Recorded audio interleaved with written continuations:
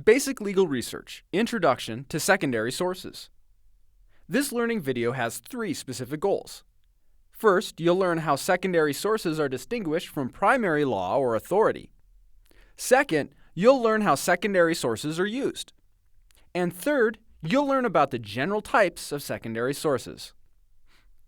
By now, you've had some introduction to the types and sources of primary law, such as cases, statutes, and regulations.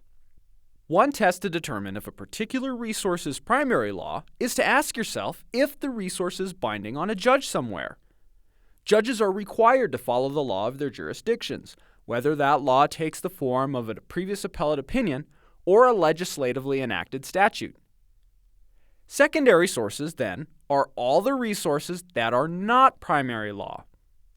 One characteristic of secondary sources is that they are not binding on judges anywhere. In other words, judges are not required to follow the law as stated in a secondary source.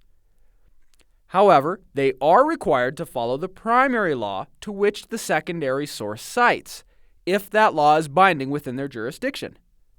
Despite this limitation, lawyers and judges still use secondary sources as a regular part of their daily practice.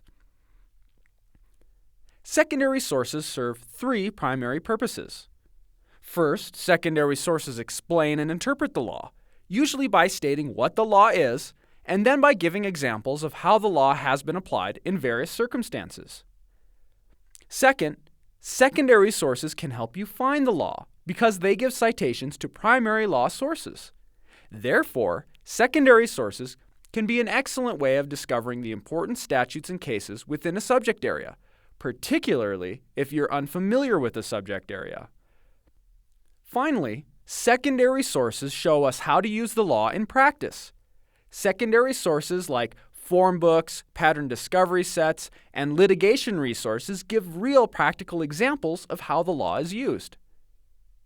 To better understand how secondary sources fulfill these purposes, let's consider some specific types of secondary sources.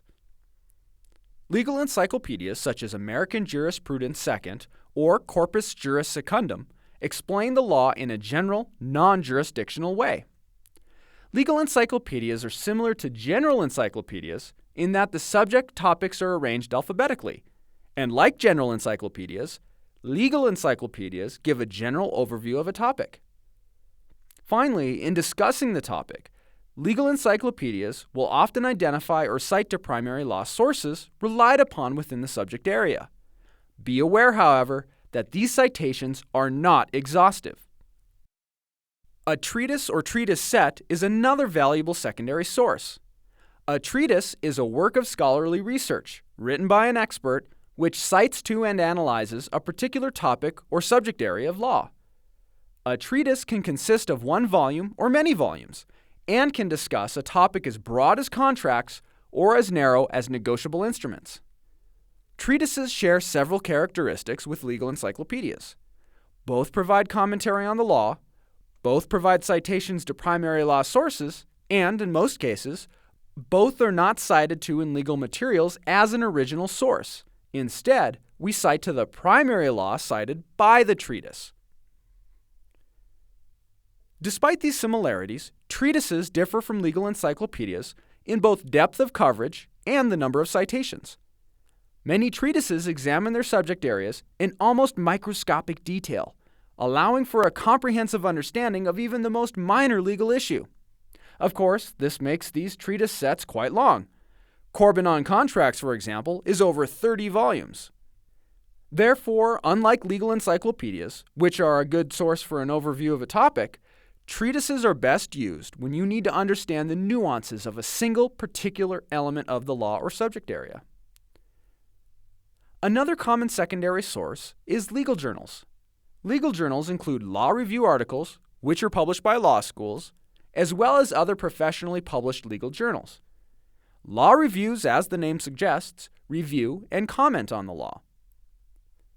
Articles in law reviews or journals generally address a single issue and are usually written by law professors, judges, or attorneys. In addition to the articles in the law review, law reviews contain comments or notes which are written by law students. Both law review articles and comments have the same characteristics. The legal issues that are the source of the article are usually emerging issues or problems with current law. The articles identify the problem, then propose a legal solution that may resolve it. Like treatises, law review articles contain citations to primary law and other sources, making them a great source for locating primary authority on a given legal topic. Finally, since law review articles focus on resolving legal problems, they are essentially legal arguments.